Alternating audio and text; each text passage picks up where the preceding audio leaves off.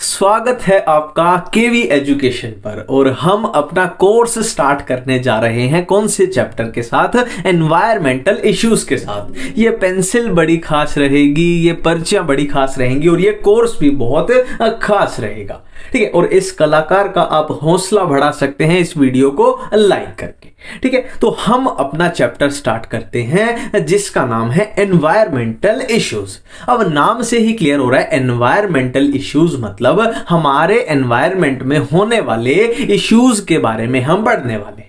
ठीक है, तो सबसे पहले हम क्या करेंगे कि एनसीईआरटी में, इस चैप्टर में एनसीईआरटी में जो भी ईयर्स दिए हुए हैं वो बार बार हमें कंफ्यूज ना करे, हम उनको पहले ही निपटा लेते हैं। जैसे कि एनवायरमेंट एक्ट कब आया था? 1986 में। एयर पोल्यूशन एक्ट कब आया? 1981 में। और वाटर पोल्यूशन एक्ट कब आया? 1974 में। और यहां पे 5 स्टार लगाएंगे कि जो एयर पोल्यूशन एक्ट आया था कब आया था? 1981 में आया था। तो 1987 में इसमें क्या कर दिया गया? अमेंडमेंट कर दी गई, यानी संशोधन कर दिया गया। उसमें क्या हुआ कि साउंड पोल्यूशन बोल लो या फिर नॉइस पोल्यूशन बोल लो, साउंड पोल्यूशन को एयर पोल्यूशन में ही मिला दिया गया था। ठीक है, 1987 में। नेक्स्ट एक डेट अपने पास आती है कि दिल्ली में सारी बसों को सीएनजी में कन्वर्ट कर दिया गया था ना, क्योंकि एयर पोल्यूशन को हमें रोकना था। 2002 में कन्वर्ट कर दिया गया था। ठीक है, और यहां पे ईयर्स अपने पास दिए हुए हैं कि चिपको मूवमेंट कब हुआ था, चिपको आंदोलन जो था वो कब हुआ था। देखो, इनके बारे में हम डिटेल में बाद में पढ़ेंगे कि चिपको आंदोलन क्या था, जेएफएम क्या था, है ना, सीएनजी बसेस क्या क्या हुआ था, वो हम डिटेल में पढ़ेंगे। बस यहां पे ईयर्स के बारे में देख रहे हैं। चिपको मूवमेंट कब? 1974 में। जेएफएम यानी जॉइंट फॉरेस्ट मैनेजमेंट 1980 में। नेशनल फॉरेस्ट पॉलिसी एनएफपी कब? 1988 में।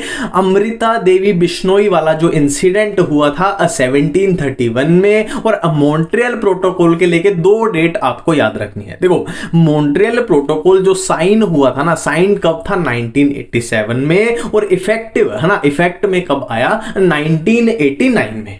ठीक है, ये अपनी हो गए सारे ईयर्स हो गए। ठीक है, अब हम अपना मेन कोर चैप्टर शुरू करने वाले हैं। ठीक है, तो इस चैप्टर में हमें मेनली किसके बारे में पढ़ना है? पोल्यूशन के बारे में हमें पढ़ना है।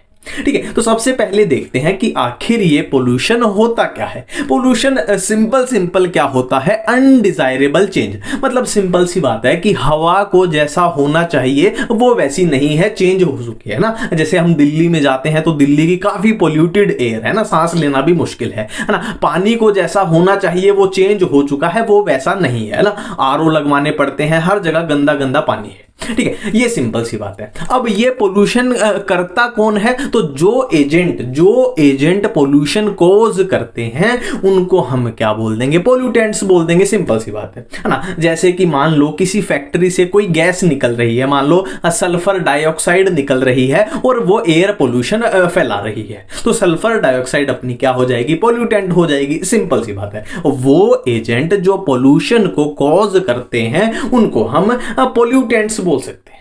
इतनी सिंपल सी बात है। अब हम पढ़ेंगे डिफरेंट काइंड ऑफ पोल्यूशन, जैसे कि air pollution, water pollution, sound pollution, ये पढ़ेंगे। ठीक है, तो सबसे पहले हम पढ़ने वाले हैं एयर पोल्यूशन के बारे में। ठीक है, तो यहां पे बिल्कुल क्लियर कर लेते हैं ना क्या है। उससे क्या होगा कि हम पागलों की तरह चैप्टर में नहीं घूमेंगे, हमें बिल्कुल पता लगता रहेगा कि हम क्या पढ़ रहे हैं और कहां तक हम पहुंच चुके हैं। जैसे कि एयर पोल्यूशन की बात करें तो यहां पे हमें 6 टॉपिक पढ़ने हैं। कौन से? सबसे पहले हम देखेंगे टाइप ऑफ एयर पोल्यूटेंट्स। फिर हम देखेंगे जो एयर पोल्यूटेंट्स हैं इनको कंट्रोल कैसे किया जाए, कंट्रोल ऑफ एयर पोल्यूशन। फिर हम ओजोन के बारे में पढ़ेंगे। फिर हम ग्रीन हाउस इफेक्ट के बारे में, और फिर हम स्मोक के बारे में देखेंगे। और फिर हम दिल्ली वाली केस स्टडी सी में हम वो भारत स्टेज वाला भी देख लेंगे। इतनी सिंपल सी बात है। तो हम स्टार्ट करने जा रहे हैं किसके साथ? Type of air pollutant. Type of air pollutant. अब देखो, एयर पोल्यूटेंट्स हमारे पास 2 टाइप के हो सकते हैं, या तो गैसियस होंगे या पार्टिकुलेट मैटर होंगे, है ना। सिंपल सी बात है, नाम से ही कवर हो रहा है। गैसियस मतलब जैसे कि गैसियस, मान लो कार्बन डाइऑक्साइड है, वो पोल्यूशन फैला रही है, तो वो गैसियस पोल्यूटेंट होगी एक तरीके की। ठीक है, और पार्टिकुलेट में अपने पास जो छोटे छोटे पार्टिकल पार्टिकल हैं हवा में प्रेजेंट है वो वाले आ जाएंगे ना, सॉलिड पार्टिकल्स या लिक्विड पार्टिकल। तो एयर पोल्यूटेंट दो टाइप के, या तो गैसियस गैस फॉर्म में होंगे और या पार्टिकुलेट जो पार्टिकल फॉर्म में होंगे, सॉलिड पार्टिकल्स हो सकते हैं या फिर वो लिक्विड पार्टिकल्स हो सकते हैं। ठीक है, अब इसी में पार्टिकल वाले में मैं एक पॉइंट बताना चाहूंगा जो कि एनसीईआरटी में साफ साफ लिखा हुआ है ना, पार्टिकल के बारे में हम बात कर रहे हैं कि अकॉर्डिंग टू सीपीसीबी यानी सेंट्रल पोल्यूशन कंट्रोल बोर्ड, एक बार फिर से रिपीट करना चाहूंगा इसको मैं, अकॉर्डिंग टू सीपीसीबी यानी सेंट्रल पोल्यूशन कंट्रोल बोर्ड, उसके अकॉर्डिंग क्या है कि जो पार्टिकल है ना, जिस पार्टिकल का डायमीटर 2.5 माइक्रोमीटर के इक्वल या उससे कम है वो हार्मफुल है ना। देखो सिंपल सा लॉजिक है, इससे ज्यादा जिसका डायमीटर है ना, मान लो हम सांस ले रहे हैं, ब्रीदिंग कर रहे हैं, तो क्या है हमारे नाक में जो भी चीजें होती हैं उसको रोक लेंगी, रोकने में उसको कामयाब है। बट इससे छोटा है ना, इससे छोटा अगर हुआ तो हमारा जो बॉडी है उसको अंदर जाने से है ना, ब्रीदिंग के थ्रू, सांस के थ्रू अंदर जाने से नहीं रोक पाएगा, वो अंदर चला जाएगा और लंग्स तक पहुंच जाएगा, तो वहां पे जाके नुकसान पहुंचाएगा। तो ये एक फैक्चुअल है, ये याद रखना है, एनसीईआरटी में लिखा हुआ है। अब देखो हम अपने एयर पोल्यूशन में अपना पहला टॉपिक निपटा चुके हैं, क्या, टाइप ऑफ एयर पोल्यूटेंट, जिसमें हमने गैसियस देखे और पार्टिकुलेट्स देखे। अब बारी है कि इनको कंट्रोल कैसे किया जाए, control of air pollution. Control of air pollution की हम बात कर रहे हैं। देखो सिंपल सी बात है, हमारे पास पोल्यूटेंट कौन से थे, गैसियस थे एंड पार्टिकुलेट्स थे, तो इनको हमको कंट्रोल करना है ना। यहां पे हम गैसियस पोल्यूटेंट को कैसे कंट्रोल करें वो देखेंगे, और यहां पे हम पार्टिकुलेट मैटर को कैसे कंट्रोल करना है वो देखेंगे। ठीक है, तो गैसियस पोल्यूटेंट को कंट्रोल करने का इससे ज्यादा आपको कुछ भी याद नहीं रखना कि कंबस्चन कर सकते हैं, अब्जॉर्प्शन कर सकते हैं, एडजॉर्प्शन कर सकते हैं, ये गैसियस पोल्यूटेंट का। इससे ज्यादा आपको कुछ भी याद इसमें नहीं रखना है। इधर पार्टिकुलेट मैटर में थोड़ा सा डिटेल में दिया हुआ है एनसीईआरटी में भी। ठीक है, तो पार्टिकुलेट मैटर को कंट्रोल करने के दो तरीके हैं, या तो हम अरेस्टर का यूज करेंगे या फिर हम किसका, स्क्रबर का यूज करेंगे, अरेस्टर का या फिर स्क्रबर का। इतनी सिंपल सी बात है। ठीक है, अब हम पहले थोड़ी डिटेल में बात करना चाहेंगे किसके, अरेस्टर के बारे में, अरेस्टर के बारे में। ठीक है, अब अरेस्टर के बारे में जब हम अपनी एनसीईआरटी में देखते हैं, एनसीईआरटी में देखते हैं तो जो मोस्ट कॉमन अरेस्टर यूज होता है वो कौन सा है, इलेक्ट्रोस्टैटिक प्रेसिपिटेटर। ठीक है, यही अपनी एनसीईआरटी में दिया हुआ है, कौन सा, इलेक्ट्रोस्टैटिक प्रेसिपिटेटर। ठीक है, अब इसके बारे में ये 3 पॉइंट याद रखने हैं, ये 3 क्वेश्चन बन सकते हैं जो एनसीईआरटी में दिए हुए। फिर हम देखेंगे कि ये फंक्शन कैसे करता है। देखो अब इसमें पहला क्वेश्चन क्या बनेगा कि मोस्ट वाइडली यूज्ड अरेस्टर कौन सा होता है। देखो ध्यान रहे, हम क्या पढ़ रहे हैं, अरेस्टर पढ़ रहे हैं। अरेस्टर क्या है, अरेस्टर में भी एक मोस्ट वाइडली यूज्ड अरेस्टर है जो अपनी एनसीईआरटी में दिया है, जिसका नाम है इलेक्ट्रोस्टैटिक प्रेसिपिटेटर। तो मोस्ट वाइडली यूज्ड कौन सा है अरेस्टर, इलेक्ट्रोस्टैटिक प्रेसिपिटेटर, पहला क्वेश्चन। दूसरा क्वेश्चन, जो इलेक्ट्रोस्टैटिक प्रेसिपिटेटर होता है वो 99% तक पार्टिकुलेट मैटर को रिमूव कर सकता है, निकाल सकता है ना। ध्यान रहे, हम क्या पार्टिकुलेट मैटर को रिमूव करना चाहते हैं, जिसमें हम अरेस्टर पढ़ रहे हैं, जिसमें मोस्ट वाइडली यूज कौन सा है, इलेक्ट्रोस्टैटिक प्रेसिपिटेटर है ना। एक एक चीज को लोकेट करने के पढ़ना है कि कहां पढ़ रहे हैं, क्या पढ़ रहे हैं। 99% तक पार्टिकुलेट मैटर को रिमूव कर सकता है, एनसीईआरटी में लिखा हुआ है। दूसरा क्वेश्चन। तीसरा क्वेश्चन, ये कहां पे यूज किया जाता है, तो एनसीईआरटी में साफ साफ लिखा हुआ है ये थर्मल पावर प्लांट में यूज किया जाता है। तो 3 क्वेश्चन तो इसके ये हो गए। ठीक है, अब हमें देखना पड़ेगा कि ये काम कैसे करता है, काम कैसे करता है। तो मैं बिल्कुल सिंपल तरीके से आपको यहां पे समझा के दिखाऊंगा कि ये काम कैसे करता है। देखो यहां पे क्या है, अपने पास डर्टी एयर आई, ये मान लो अपने पास ये डर्टी एयर थी जिसमें बहुत सारे पार्टिकुलेट मैटर है। ये डर्टी एयर इधर से आ रही है, बहुत सारे इसमें पार्टिकुलेट मैटर है।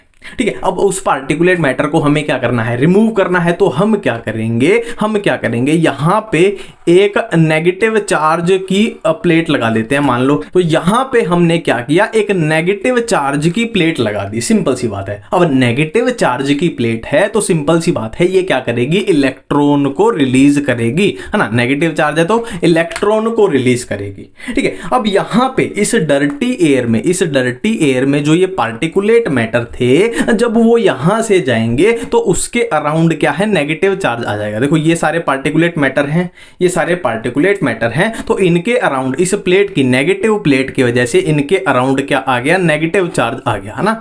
इलेक्ट्रॉन ने इनको एक तरीके से पकड़ लिया, ये नेगेटिव चार्ज इन पे आ चुका है ना। और ये एयर अपनी ऐसे जा रही है, एयर अपनी ऐसे जा रही है, पार्टिकुलेट मैटर ऐसे है, ठीक है। अब हमने क्या किया, यहां पे मान लो, यहां पे एक रफ डायग्राम से समझ रहे हैं, यहां पे पॉजिटिव प्लेट लगा दी, यहां पे पॉजिटिव प्लेट लगा दी, या इनको ग्राउंडेड कर दिया ना, पॉजिटिव प्लेट लगा दी। अब देखो सिंपल सी बात है, ये क्या है, अपने नेगेटिव चार्ज हैं अब पार्टिकुलेट मैटर, तो ये इस पॉजिटिव प्लेट से क्या हो जाएंगे, अट्रैक्ट हो जाएंगे और इन पे चिपक जाएंगे, है ना। और जो अपनी फ्रेश एयर है, फ्रेश एयर यानी पार्टिकुलेट मैटर इनसे निकल चुका है, वो यहाँ पे फ्रेश एयर अपनी सीधी चली जाएगी और ये पार्टिकुलेट मैटर जो है वो अपने इस प्लेट से चिपक जाएंगे और उनको हम रिमूव कर लेंगे। ये सिंपल सा इसका प्रोसेस होती है, बिल्कुल सिंपल तरीके से, ठीक है, बिल्कुल सिंपल है। अब हम आगे बढ़ना चाहेंगे, ठीक है। देखो हम क्या है, यहां पे अपना अरेस्टर देख चुके हैं, अब हम बात करना चाहेंगे किसके बारे में, स्क्रबर के बारे में हम बात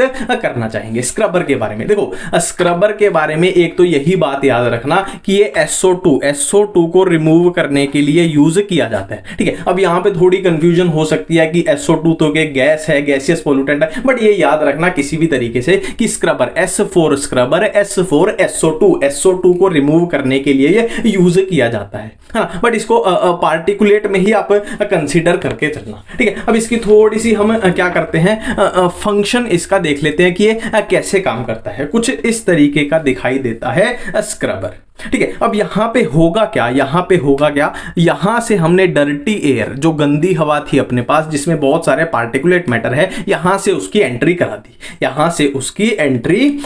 दी, ठीक है। और यहां पे हमने एक तरीके से क्या लगा दे, फव्वारे, यहां पे फाउंटेन चला दिए, यहां पे ऐसे फाउंटेन चला दिए। फाउंटेन में क्या है, पानी है, वाटर है या फिर लाइम स्प्रे है ना, ऐसे बौछार करा दी, पानी की बौछार करा दी, ठीक है। अब ये यहां से डर्टी एयर, ये जो डर्टी एयर ऐसे ऊपर को जाएगी तो इस पे क्या है, वाटर की या लाइम स्प्रे की बौछार हो रही है। अब इस डर्टी एयर में क्या है, पार्टिकुलेट मैटर है, ठीक है। अब पार्टिकुलेट मैटर को ये पानी क्या है, पानी उसके सरफेस पे कवर कर लेगा, है ना, कवर कर लेगा। और ये सीधी सी बात है, ये अगर लिक्विड है, पानी है, तो ये नीचे की तरफ जाएगा और ये पार्टिकुलेट मैटर को बहा के नीचे की तरफ ले जाएगा ना। पार्टिकुलेट मैटर नीचे आ जाएंगे और जो अपनी ये फ्रेश एयर निकलेगी, है ना, जिससे हमने पार्टिकुलेट मैटर निकाल दिए, वो अपनी फ्रेश एयर यहां से निकल जाएगी। डर्टी एयर आई, डर्टी एयर में पार्टिकुलेट मैटर थे। अब पार्टिकुलेट मैटर किसकी, लिक्विड का जो ये हमने स्प्रे करवाया है, इसकी वजह से नीचे बैठ जाएंगे और फ्रेश एयर ऊपर को निकल जाएगी। स्क्रबर, ये स्क्रबर था अपना।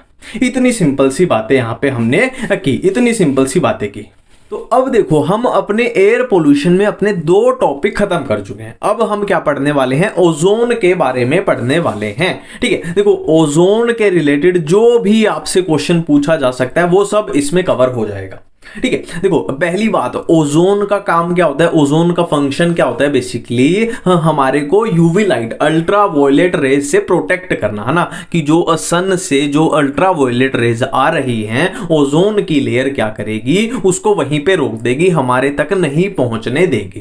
पहला क्वेश्चन। दूसरा क्वेश्चन इसमें क्या बनेगा कि ओजोन कहां प्रेजेंट होती है, प्रेजेंट इन स्ट्रेटोस्फेयर, ठीक है। अब एग्जाम में पक्का कंफ्यूजन हो जाएगी कि ओजोन कौन से में, ट्रोपोस्फेयर में थी, स्ट्रेटोस्फेयर में थी, आयनोस्फेयर में थी, कहां पे थी। तो सिंपल सी बात है, देखो ओजोन हमें अल्ट्रा वायलेट रेज से बचा रही है, मतलब ओजोन बहुत स्ट्रॉन्ग है, तो स्ट्रॉन्ग से याद आ जाएगा स्ट्रेटोस्फेयर। ट्रिक से हमने याद कर लिया, कहीं भी कोई भी कंफ्यूजन नहीं होगी।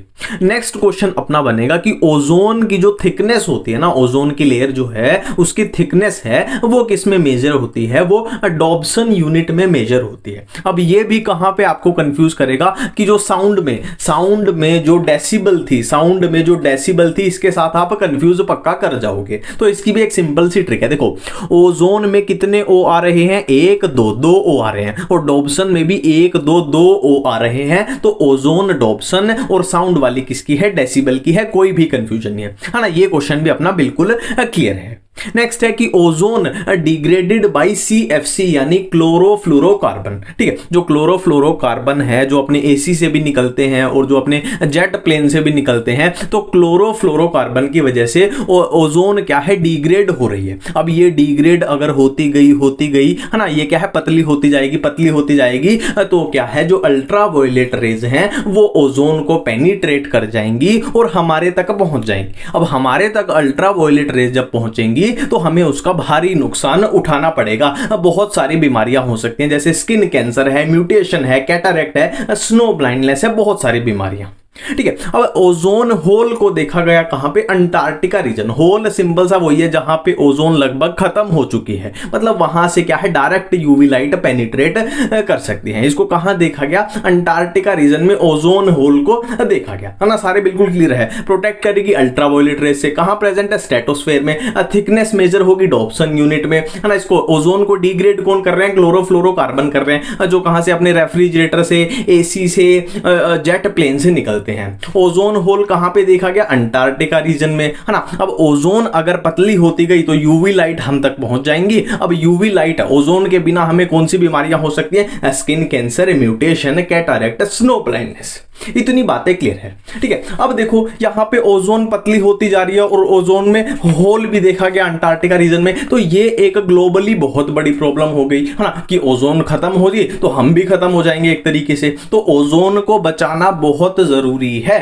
तो ओजोन को बचाने के लिए मॉन्ट्रियल एक जगह है, कहां पे, कनाडा में। तो कनाडा में एक बड़े बड़े लोगों की, बड़े बड़े देशों की मीटिंग बुलाई गई कि भाई सारे मिलके आओ और कुछ प्लान बनाते हैं, ओजोन को बचाना है, ओजोन को अब बचाना है। ठीक है, तो मॉन्ट्रियल प्रोटोकॉल इसको नाम दिया गया, है ना। ये साइन कब हुआ, 1987 में, और ये इफेक्टिव कब हुआ, 1989 में। याद रखना है ये बात, मॉन्ट्रियल प्रोटोकॉल का लेना देना किससे है, ओजोन डिप्लीटिंग सब्सटेंस, मतलब जो ओजोन को जो खत्म कर रहे हैं, जैसे कि क्लोरोफ्लोरोकार्बन है, ओजोन को वो खत्म कर रहा है, तो इनको कंट्रोल करना है, इनको कंट्रोल करना है। मॉन्ट्रियल प्रोटोकॉल ओजोन को बचाने के लिए था, याद रखना है। क्योटो प्रोटोकॉल के साथ इसको कंफ्यूज मत करना, वो क्लाइमेट चेंज के लिए है। मॉन्ट्रियल प्रोटोकॉल ओजोन के लिए है, ये कंफ्यूज पक्का करेगा। ठीक है, साइन कब हुआ, 1987 में। एनसीईआरटी में लिखा हुआ है, याद रखना। साइन हुआ 1987 में और इफेक्टिव कब हुआ, 1989 में। इतनी बातें बिल्कुल क्लियर हैं। ठीक है, अब हम बात करने वाले हैं ओजोन के बाद किसके बारे में, ग्रीन हाउस इफेक्ट के बारे में, ग्रीन हाउस इफेक्ट के बारे में।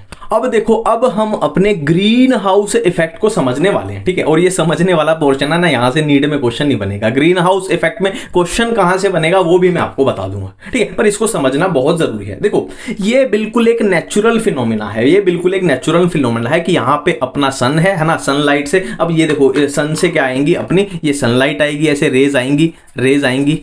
ठीक है, ये सनलाइट आ रही है अपनी। ठीक है, और ये क्या है, अपना अर्थ सरफेस है, ये अपनी जमीन है, ये अपनी जमीन है। और यहां पे अर्थ सरफेस से ऊपर एक लेयर है, गैसेस की लेयर है। कौन सी गैस की है वो भी हम बाद में बात करेंगे। वहीं से मेनली क्वेश्चन बनता है कि कौन सी गैसेस है, कौन सी ज्यादा है, कौन सी कम है। ठीक है, बट यहां पे बस इतना याद रखो, यहां पे एक गैसेस की लेयर है जिनको हमने बोला ग्रीन हाउस गैसेस, है ना। ये बिल्कुल नेचुरली चीजें हो रही हैं, यहां पे हम पॉल्यूशन की बात अभी तक नहीं कर रहे। ठीक है, अब देखो यहाँ ये यहां से सनलाइट आई, ये अर्थ पे पड़ी। ठीक है, अब अर्थ पे पड़ के ये रिफ्लेक्ट होगी, अब अर्थ पे पड़ के ये रिफ्लेक्ट होगी, है ना। तो यहां पे जब ये रिफ्लेक्ट हो रही है तो ये जो ग्रीन हाउस गैसेस हैं ये क्या करते हैं, यहां से इन सनलाइट को दोबारा रिफ्लेक्ट करके जमीन पे भेज देते हैं, है ना। पूरी नहीं भेजते, निकल जाएगी, पर कुछ परसेंटेज दोबारा भेज देते हैं। अब देखो, ये दोबारा अगर सनलाइट आ रही है, मतलब सिंपल है, ये हीट आ रही है, तो इस हीट के आने से, इस सन रेज के आने से जमीन अपनी क्या होगी, गर्म होती जाएगी। सिंपल सी बात है, गर्म होगी। ठीक है, और इसका बेसिकली हमें फायदा है, इसका बेसिकली अगर नेचुरली बात करें तो इसका हमें फायदा है। देखो, अगर ये ग्रीन हाउस गैसेस की लेयर ना होती तो हमारी अर्थ का एवरेज टेम्परेचर टेम्परेचर होता -18 डिग्री सेल्सियस, मतलब एक तरीके से बर्फ का गोला होती। बट ग्रीन हाउस गैसेस की वजह से ये जो दोबारा भेज रहा है इनको रिफ्लेक्ट करके, इसकी वजह से अभी हमारी अर्थ का एवरेज टेम्परेचर कितना है 15 डिग्री सेल्सियस, एनसीईआरटी में ये लिखा हुआ है। ठीक है, अब ये तो नेचुरली था, बहुत अच्छी बात है, ग्रीन हाउस गैसेस हमारे बहुत काम आ रही है। बट हमने क्या किया, यहां अर्थ सरफेस पे इतनी गाड़ियां चलाई है ना, इतनी बड़े बड़े ट्रक चलाए, पता नहीं क्या क्या चलाया, हमने इतना पोल्यूशन कर दिया कि जो पोल्यूशन से गैसेस है ना, जैसे कार्बन डाइऑक्साइड है, वो निकल के यहां जमा होती गई है ना। ये जो लेयर थी नेचुरली, इसको हम मोटी करते गए है ना। ग्रीन हाउस गैसेस की ये लेयर को हमने इतना मोटा कर दिया कि जो ये जो रिफ्लेक्ट होके, देखो यहां से मैक्सिमम लाइट तो निकल रही थी, थोड़ी बहुत रिफ्लेक्ट हो रही थी, बट अब क्या है, ये लेयर मोटी होगी तो यहां ये लाइट कम निकल पा रही है और जो रिफ्लेक्ट हो रही है वो ज्यादा है। मतलब क्या है, जमीन पे जो दोबारा रिफ्लेक्शन है वो ज्यादा हो रहा है। मतलब क्या है, अपनी अर्थ जितनी गर्म होनी चाहिए थी उससे ज्यादा गर्म होती जा रही है। इसी को हम क्या बोलते हैं, ग्लोबल वार्मिंग। ग्लोबल मतलब पूरी ग्लोब, वार्मिंग मतलब गर्म होती जा रही है, सिंपल सी बात है। ठीक है, और इसी इफेक्ट की वजह से पास्ट सेंचुरी मतलब लगभग पिछले 100 सालों में पूरी अर्थ का एवरेज टेम्परेचर कितना बढ़ गया, 0.6 डिग्री टेम्परेचर इंक्रीज बढ़ गया। किसकी वजह से, ग्रीन हाउस इफेक्ट की वजह से। ठीक है, अब आप में से कई लोग सोच रहे होंगे कि यार 0.6 डिग्री सेल्सियस, वो भी एक सेंचुरी में, तो ये तो कोई बड़ी बात नहीं है। हाँ, पर याद रखो ये शिमला की बात नहीं हो रही, ये मनाली की बात नहीं हो रही, ये पूरे ग्लोबल टेम्परेचर की बात हो रही है। ये बहुत बड़ी बात होती है कि पूरी पृथ्वी, पूरी अर्थ का 0.6 डिग्री सेल्सियस एवरेज टेम्परेचर बनना एक बहुत बड़ी बात है। ठीक है, अब यहां से एक मजे की बात है, यहां से एक भी क्वेश्चन नहीं बनेगा जो हमने ये सीखा, पर इसको समझना जरूरी था। तो क्वेश्चन कहां से बनेंगे, देखो जो ये हमने बात की ना, ये ग्रीन हाउस गैसेस की जो ये लेयर है, इसमें गैसेस कौन सी होती है, वहां से क्वेश्चन बनेगा। तो कौन सी गैसेस होती हैं इसमें, सबसे ज्यादा इसमें होगी CO2 कार्बन डाइऑक्साइड 60%, फिर होगी इसमें मीथेन CH4 20%, फिर होगी CFC 14% और फिर हो गया N2O 6%। ये एनसीईआरटी में लिखा हुआ है, इसको याद ही करना पड़ेगा। मैं फिर से आपको याद दिला दूं, green house gases, green house effect का जो क्वेश्चन बनेगा वो यहीं से बनेगा, गैसेस से। यहां से है ना, थ्योरेटिकल क्वेश्चन तो आपसे पूछेंगे नहीं वो नीट में, सिंपल सी बात। ठीक है, अब देखो इनको याद कैसे करना है, कंफ्यूजन से कैसे बचना है। देखो एक हमारा वो जो होता है ना, वो बायोगैस प्लांट, बायोगैसेस, वहां पे क्या होता है, मीथेन सबसे ज्यादा होती है। सिंपल सी बात है, गोबर गैस है, बायोगैस मतलब गोबर गैस, वहां पे क्या होंगे, मिथेनोजीन्स होंगे। तो मिथेनोजीन्स क्या प्रोड्यूस करेंगे, मीथेन प्रोड्यूस करेंगे। तो बायोगैस प्लांट में मीथेन पहले नंबर पर आती है, फिर CO2 आती है। और ग्रीन हाउस गैसेस की बात करें तो एक लॉजिकल बात है, ग्रीन हाउस इफेक्ट किसकी वजह से है, पोल्यूशन की वजह से है। और पोल्यूशन किसकी वजह से है, मेनली अपनी गाड़ियों की वजह से है। तो गाड़ियों से गैस कौन सी निकलेगी, सबसे ज्यादा कार्बन डाइऑक्साइड निकलेगी, कार्बन डाइऑक्साइड। इसीलिए ग्रीन हाउस गैसेस में पहले नंबर पे मैक्सिमम होगी कार्बन डाइऑक्साइड, फिर मीथेन, फिर CFC क्या आपने, क्लोरोफ्लोरोकार्बन, जो हमने बात की थी कि ओजोन को भी ये क्या कर रहे हैं, पतला कर रहे हैं, खत्म कर रहे हैं। ठीक है, लास्ट में है N2O। अब इसमें एक और मजे की बात मैं आप बता दूं कि CO2 और मीथेन तो आप बता दोगे, CFC और N2O में फिर कंफ्यूज हो जाओगे कि 14% कौन सा था, 6% कौन सा था। तो इसकी भी एक सिंपल सी ट्रिक है, कार्बन को एक साथ में रखना है ना, मेरा लॉजिक समझ रहे हो, कार्बन को एक साथ में रखना है, नाइट्रोजन वाले को अलग रखना है, सबसे पीछे रखना है। कोई भी कंफ्यूजन नहीं है, कोई भी क्वेश्चन पूछ ले आप अब इजीली इसमें कर सकते हो। ठीक है, अब ग्रीन हाउस गैसेस में ये एक अच्छा क्वेश्चन बनता है, जैसे कि हमने बात की कि अर्थ का टेम्परेचर है ना, ग्लोबल टेम्परेचर क्या है, बढ़ता जा रहा है, इंक्रीज होता जा रहा है ना। वो तो उसकी वजह से क्या है, एक तरीके से अजीब से डिस्टरबेंस है ना, हमने एनवायरमेंट में, अपने क्लाइमेट में अजीब से डिस्टरबेंस देखने को मिल रहे हैं। जैसे सी सरफेस है ना, जो समुद्र है अपना, कभी ठंडा हो रहा है, कभी गर्म हो रहा है। ठीक है, तो सी सरफेस अगर ठंडा हो जाए तो उसको क्या बोलते हैं, ला नीना। ये याद रखना है, क्वेश्चन बनेगा, एनसीईआरटी का है ना।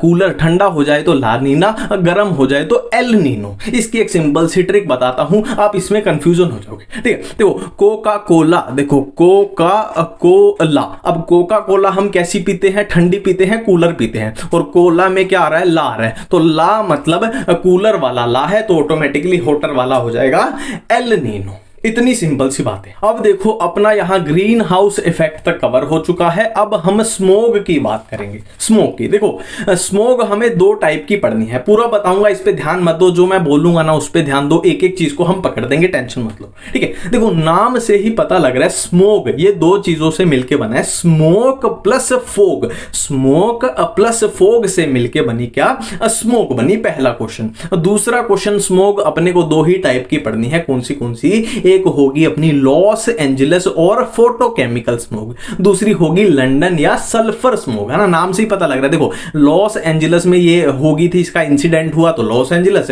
इसका इंसिडेंट कहां पे हुआ, लंदन में हुआ, तो ये हो गई लंदन स्मोग, सिंपल सी बात है, ठीक है। अब देखो ये फोटोकेमिकल स्मोग होती क्या है, ये है फोटोकेमिकल स्मोग, ठीक है। ये जो अपनी है ये है अपनी फोटोकेमिकल स्मोग, और सल्फर या लंदन स्मोग है ये है अपनी सल्फर स्मोग, ठीक है। तो फोटोकेमिकल स्मोग में क्या होता है, अपना pan plus ozone plus nitrogen oxides, और इधर लंदन स्मोग की बात करें या सल्फर स्मोग की बात करें, देखो नाम से ही कवर हो रहा है, सल्फर मतलब सल्फ्यूरिक एसिड के क्या हैं, वेपर्स हैं, सिंपल सी बात है, ठीक है। अब बात करते हैं कि ये बनी कैसे, है ना, मैं बताऊंगा आपको, इसकी ट्रिक बताऊंगा, टेंशन मत लो, ठीक है। ये बनी कैसे, फोटोकेमिकल स्मोक से प्लस फोग से plus nitrogen oxide plus oxygen plus UV light plus high temperature, ये कैसी बनी, smoke plus fog plus sulphur oxide plus low temperature, ठीक है। अब क्वेश्चन लायक बात बताता हूं, देखो सिंपल सी बात है, दोनों स्मोक है तो स्मोक प्लस फोग तो दोनों में आएगा, सिंपल सी बात है,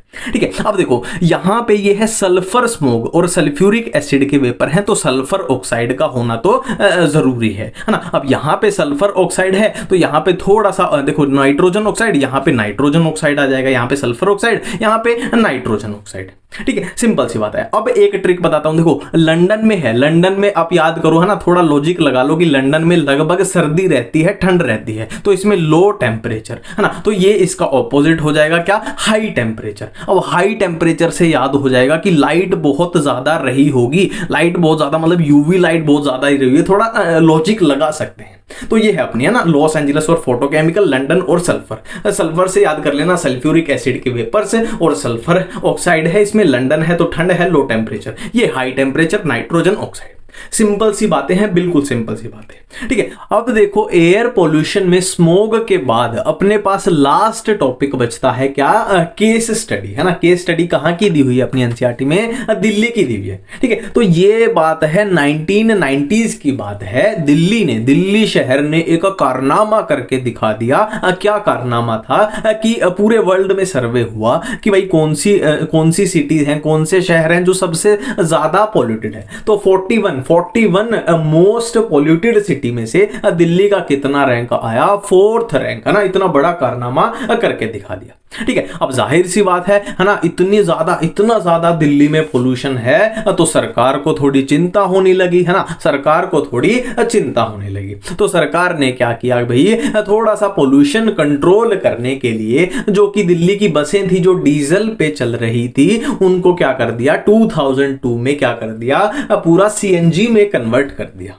ठीक है। अब सीएनजी के क्या है, अपने फायदे हैं, अपने नुकसान हैं, जैसे कि सीएनजी पोल्यूशन कम करेगी, जाहिर सी बात है, बहुत बड़ा फायदा है, हाँ, बस की नहीं, अब नॉर्मल व्हीकल की भी बात कर रहे हैं कि अगर दिल्ली में सारे व्हीकल में सीएनजी की बात करें तो उसके फायदे और नुकसान है। फायदा तो वही है कि एक तो पोल्यूशन कम करेगी और डीजल से सस्ती पड़ेगी, और इसको चोरी नहीं किया जा सकता ना, गैस है, गैस को कैसे चोरी करेंगे ना, डीजल तो चोरी हो सकता है, ये कुछ फायदे हैं। अब नुकसान भी है कुछ, देखो फॉर एग्जाम्पल, देखो शुरू में जब ये सीएनजी वाला अप्लाई हुआ तो सीएनजी के पंप है ना कहीं पे अवेलेबल थे, है ना। अब फॉर एग्जाम्पल मैंने सीएनजी वाली गाड़ी ले ली और मेरे घर से 50 किलोमीटर दूर सीएनजी का पंप है, और मेरे घर से कितना 2 किलोमीटर दूर डीजल का पंप है, तो जाहिर सी बात है मैं डीजल वाली गाड़ी लूंगा ना, सीएनजी वाली को मैं थोड़ा अवॉइड करूंगा, तो ये एक बड़ी दिक्कत थी। पर अगर जगह जगह सीएनजी अवेलेबल करा दी जाए जैसा कि आजकल हो रहा है, तो सब सीएनजी की गाड़ी गाड़ी लेंगे सस्ती भी पड़ेगी, है ना, सीएनजी सस्ती भी पड़ेगी और अच्छी भी है, पोल्यूशन भी कम है, अब बहुत सारे फायदे हैं। तो ये कुछ चीजें थी, ठीक है। अब यहाँ पे इसके अलावा भी कुछ ऐसे काम थे जो करने चाहिए या करने पड़े, है ना, करने पड़े पोल्यूशन को घटाने के लिए। जैसे कि ओल्ड, ये दिल्ली की ही लगभग बात हो रही है कि ओल्ड व्हीकल्स, जैसे कि बहुत पुराने जो व्हीकल्स थे उनको निकाल दिया गया, कि उनको बोला भाई तुम्हारे व्हीकल बहुत पुराने हैं और पुराना व्हीकल ज्यादा पोल्यूशन फैला रहा है ना, बड़ बड़ बड़ बड़ बड़, तो इस तरीके से उनको निकाल दिया जाए, है ना। और क्या है, जो पेट्रोल एंड डीजल है उसमें सल्फर की अमाउंट, है ना, पेट्रोल एंड डीजल में सल्फर कम से कम होना चाहिए, है ना, क्योंकि सल्फर ज्यादा से ज्यादा होगा तो सल्फर ऑक्साइड, है ना, SO2 SO3 वो भारी पोल्यूशन करती हैं, तो उसको कम करना चाहिए। और क्या है, पेट्रोल में लेड का यूज नहीं होना चाहिए, पेट्रोल कैसा होना चाहिए, अनलेडेड पेट्रोल होना चाहिए। और क्या है, गाड़ियों में कैटालिटिक कन्वर्टर का यूज होना चाहिए। कैटालिटिक कन्वर्टर बेसिकली करते क्या है, देखो जो अपनी ज्यादा हार्मफुल गैसेस है ना, जैसे सल्फर ऑक्साइड्स हैं, कैटालिटिक कन्वर्टर क्या करते हैं, ज्यादा हार्मफुल गैसेस को कम हार्मफुल गैसेस में कन्वर्ट कर देते हैं। तो कैटालिटिक कन्वर्टर का भी यूज होना चाहिए। तो ये थोड़ी बेसिक सी बात थी, ठीक है। अब बात करेंगे हम थोड़ी नॉर्म्स के बारे में, है ना। टारगेट वही है अपना कि पोल्यूशन को कम से कम करना है ना। तो सरकार ने अलग अलग नॉर्म्स बनाए, जो कंपनियां गाड़ियां बनाती है उनको डायरेक्शन दी कि भाई आप इस तरीके के इंजन्स बनाओ कि वो कम से कम पोल्यूशन करे, है ना। उसमें फिर अपग्रेड होते गई, जैसे भारत स्टेज 2, फिर भारत स्टेज 3, है ना, यूरो 3 मतलब भारत स्टेज 3, फिर 4, फिर इस तरीके से, ठीक है। अभी जो चल रहा है वो 6 चल रहा है, पर अपनी एनसीईआरटी में 4 तक ही दिया गया, तो 4 तक ही ध्यान में रखना है अपने को, ठीक है। जैसे यूरो 3 नॉर्म्स के अकॉर्डिंग क्या है, सल्फर को रिड्यूस करना है। सल्फर को कहां तक कंट्रोल करना है, 350 ppm in diesel and 150 ppm in petrol. ये मैंने इसलिए लिखा है, एनसीईआरटी में ये डाटा दिया हुआ है, इसलिए आपको ये ध्यान में रहना चाहिए। तो ये तो इसके अकॉर्डिंग यहां पे कंट्रोल करना है। बट जो मेन टारगेट एनसीईआरटी में साफ साफ लिखा हुआ है कि मेन टारगेट क्या था,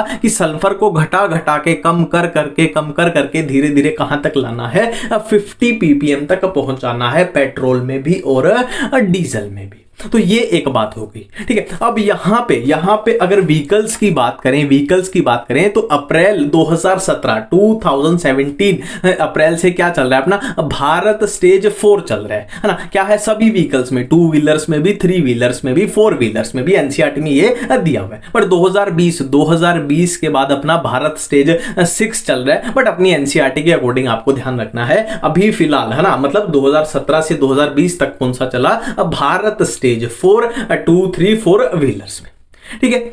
अब देखो, हम अपना एयर पोल्यूशन जो है वो फिनिश कर चुके हैं। अब हम पढ़ना चाहते हैं साउंड या नॉइस पोल्यूशन। क्यों? क्योंकि हमने किया था ना कि 1987 में अमेंडमेंट हुई थी कि साउंड या नॉइस पोल्यूशन को भी एयर पोल्यूशन में मिला दिया गया था, ठीक है। तो पहला क्वेश्चन तो यही हो जाएगा, इंक्लूडेड इन एयर पोल्यूशन कब, 1987। यही, इससे ज्यादा इसमें क्वेश्चन पॉसिबल नहीं है, ठीक है। फिर क्या है कि साउंड पोल्यूशन होता क्या है, अनवांटेड साउंड। देखो नॉर्मल, जैसे मैं बोल रहा हूं, आप बोल रहे हो, वो तो नॉर्मल साउंड है, वो जरूरी भी है। बट ऐसा है कि बहुत ज्यादा तेज स्पीकर चला दिए, या जेट प्लेन जा रहा है, तो वो क्या है, अनवांटेड साउंड है, कि कान फाड़ दे इतनी तेज साउंड, वो है अनवांटेड, है ना, नॉइस पोल्यूशन, ठीक है। अब यहां पे है sound measured in decibel. Decibel में साउंड को मेजर किया जाता है, ठीक है। अब यहां पे अगर आंकड़े की फैक्ट की बात करें कि साउंड पोल्यूशन किसको हम बोलेंगे, ठीक है, तो सिंपल सी बात है, ऐसी आवाज, है ना, ऐसी आवाज जो मोर देन 80 डेसिबल है ना, डेसिबल में इसको मेजर किया जाता है। तो इतनी साउंड जो 80 डेसिबल से ज्यादा है, उसको हम साउंड पोल्यूशन में कंसीडर कर लेंगे। ये सिंपल सी बात है, ठीक है। अब यहाँ पे ये छोटा सा, कभी कभी अगर जनरल नॉलेज के लिए याद रख लेना कि नीम का जो पेड़ होता है या अशोका के पेड़ होते हैं, ये साउंड को अब्सॉर्ब कर सकते हैं। तो जनरली क्या है, फैक्ट्रीज में आप देखोगे ना, तो अशोका के पेड़ बहुत ज्यादा मिलेंगे, क्योंकि फैक्ट्री से जो आवाज आ रही है उसको वो साउंड को थोड़ा बहुत अब्सॉर्ब कर सकते हैं। इससे ज्यादा साउंड पोल्यूशन में आपके पास क्वेश्चन नहीं आने वाला, ठीक है। अब हम मूव करते हैं किस तरफ, अपने वाटर पोल्यूशन की तरफ। अब हम पढ़ने जा रहे हैं वाटर पोल्यूशन। तो वाटर पोल्यूशन के अंदर हमें 5 टॉपिक यहाँ पढ़ने हैं। पहले हम देखेंगे उसकी डेफिनेशन या फिर बोल लो इंट्रोडक्शन, अब फिर हम देखेंगे बीओडी एंड सीओडी, अब फिर हम देखेंगे बायोमैग्निफिकेशन, और फिर हम देखेंगे यूट्रोफिकेशन, और लास्ट है सीवेज ट्रीटमेंट। ये 5 टॉपिक अपने को पढ़ने हैं। तो हम अपने पहले टॉपिक के साथ स्टार्ट करने जा रहे हैं। ठीक है, तो पहले टॉपिक में हम देखेंगे कि वाटर पोल्यूशन आखिरकार होता क्या है। देखो सिंपल सी बात है, वाटर पोल्यूशन की सिंपल सी डेफिनेशन बनेगी कि जो भी टोटल वेस्ट होता है, अगर उस वेस्ट को हम किसी वाटर बॉडी में डाल दें, लेक में डाल दें, रिवर में डाल दें, पॉन्ड में डाल दें, तो क्या हो जाएगा, वाटर पोल्यूशन हो जाएगा। सिंपल सी बात है। अब थोड़ा सा इसको साइंटिफिक तरीके से देख लेते हैं। देखो जो भी वेस्ट है कहां से आता है, या तो सीवेज का वेस्ट है, या फिर इंडस्ट्रीज से वो वेस्ट आता है, या फिर न्यूक्लियर प्लांट का वेस्ट है, या फिर थर्मल प्लांट का वेस्ट है, या फिर डोमेस्टिक वेस्ट है ना। ये भी जो भी टोटल वेस्ट होता है ना, ये 3 टाइप का हो सकता है ना। मतलब अगर इसके नेचर की बात करें तो या तो ऑर्गेनिक टाइप का होगा, या इसमें इनऑर्गेनिक मटेरियल्स होंगे, या फिर बायोलॉजिकल मटेरियल होंगे। ये सिंपल सी बात है। ठीक है, और इस वेस्ट को, इस जो भी वेस्ट है जहां से भी आया, इस वेस्ट को अगर हम रिवर में, पॉन्ड में, लेक में, किसी भी वाटर बॉडी में पटक दें तो क्या हो जाएगा, वाटर पोल्यूशन हो जाएगा। सिंपल सी बात है। ठीक है, अब नेक्स्ट देखो, ये एक छोटी सी बात की गई है एनसीईआरटी में, एक तरीके से कंपैरिजन का ही देख लो, है ना, कि डोमेस्टिक सीवेज और इंडस्ट्रियल वेस्ट का जो वेस्ट है ना, वो नेचर की बात की गई है। देखो सिंपल सी बात है, डोमेस्टिक सीवेज जो है, मतलब अपना जो सुलभ शौचालय है, वहां से जो वेस्ट जाएगा वो कैसे नेचर का होगा, बायोडिग्रेडेबल नेचर का होगा। देखो सिंपल सी बात है, वो फीकल मैटर है, वो ह्यूमन की बॉडी से निकला है ना, तो ह्यूमन की बॉडी से निकला है तो बायोडिग्रेडेबल ही होगा। और इधर इंडस्ट्रीज की बात करें तो देखो इतनी सारी इंडस्ट्रीज है, किसी फैक्ट्री में कुछ बन रहा है, किसी फैक्ट्री में कुछ बन रहा है, तो इंडस्ट्रीज से जो वेस्ट निकलता है वो मेनली इनऑर्गेनिक नेचर का होता है। तो बात यहां पे यही बता रहा है कि डोमेस्टिक सीवेज मेनली कैसा है, बायोडिग्रेडेबल ऑर्गेनिक मैटर, और इंडस्ट्रीज का वेस्ट मेनली कैसा है, इनऑर्गेनिक नेचर का होता है। ठीक है, ये सिंपल सी बात है। तो यहां अपना डेफिनेशन या इंट्रोडक्शन वाला पोर्शन खत्म है। अब बात करेंगे बीओडी एंड सीओडी के बारे में हम बात करने जा रहे हैं। ठीक है, बीओडी एंड सीओडी की बात करने जा रहे हैं। ठीक है, ये छोटी सी जो गलती हुई है इसको हम बिल्कुल आसानी से इग्नोर कर देंगे। ठीक है, हम क्या कर रहे हैं, इनको कंपेयर करके पढ़ेंगे। कंपेयर करके पढ़ने में क्या है, बिल्कुल ऑटोमेटिकली सारा कवर हो जाएगा। और इसको करने की मैं ट्रिक बताऊंगा, एक भी गलती आज के बाद इसमें नहीं होने वाली। देखो बीओडी मतलब क्या होता है, बायोकेमिकल ऑक्सीजन डिमांड, और सीओडी मतलब क्या होता है, केमिकल ऑक्सीजन डिमांड। एक बात तो क्लियर है, यहां पर भी क्या है, ऑक्सीजन की डिमांड है, और यहां पर भी क्या है, ऑक्सीजन की डिमांड है। तो ऑक्सीजन की डिमांड क्यों है, क्योंकि ऑक्सीडेशन करनी है। ऑक्सीजन की डिमांड क्यों है, क्योंकि ऑक्सीडेशन करनी है। तो पहला पॉइंट बिल्कुल क्लियर हो चुका है कि इसमें भी ऑक्सीडेशन, इसमें भी ऑक्सीडेशन, पहली बात क्लियर है। अब मैं दूसरी बात बोलने जा रहा हूं कि देखो यहां पे क्या है, बायो मतलब क्या होता है, लिविंग ऑर्गेनिज्म। लिविंग ऑर्गेनिज्म मतलब यहां पे जो ऑक्सीडेशन है वो कौन कर रहा है, लिविंग ऑर्गेनिज्म, जैसे कि बैक्टीरिया। और इधर बात करें कि देखो इसमें क्या है, केमिकल है ना, इसमें वर्ड आ रहा है केमिकल, मतलब इसमें ऑक्सीडेशन कौन कर रहा है, केमिकल्स कर रहे हैं। ठीक है, तो ऑक्सीडेशन करना है तो कौन से केमिकल होंगे, ऑक्सीडाइजिंग एजेंट होंगे, जैसे कि पोटेशियम डाइक्रोमेट ले लेते हैं। सिंपल सी बात है, इसमें भी ऑक्सीडेशन, इसमें भी ऑक्सीडेशन। इसमें ऑक्सीडेशन किसने की, बायो मतलब क्या होता है, लिविंग ऑर्गेनिज्म, लिविंग ऑर्गेनिज्म ने की, जैसे कि बैक्टीरिया। और इसमें देखो वर्ड ही आ रहा है केमिकल, तो इसमें ऑक्सीडेशन किसने की, केमिकल्स ने की, जैसे कि कोई ऑक्सीडाइजिंग एजेंट उठा लेते हैं, जैसे कि पोटेशियम डाइक्रोमेट। इतनी बातें बिल्कुल क्लियर हो चुकी हैं। अब बात करते हैं कि ऑक्सीडेशन करना किस चीज का है। सेम इसमें बात करेंगे ऑक्सीडेशन आखिर करना किस चीज का है। देखो एक लॉजिकल बात है, यहां पे ऑक्सीडेशन जो कर रहे हैं वो बैक्टीरिया कर रहे हैं, है ना, बैक्टीरिया कर रहे हैं, बेचारे लिविंग ऑर्गेनिज्म है। तो लिविंग ऑर्गेनिज्म है बैक्टीरिया, तो वो नॉन बायोडिग्रेडेबल को ऑक्सीडाइज नहीं कर पाएंगे।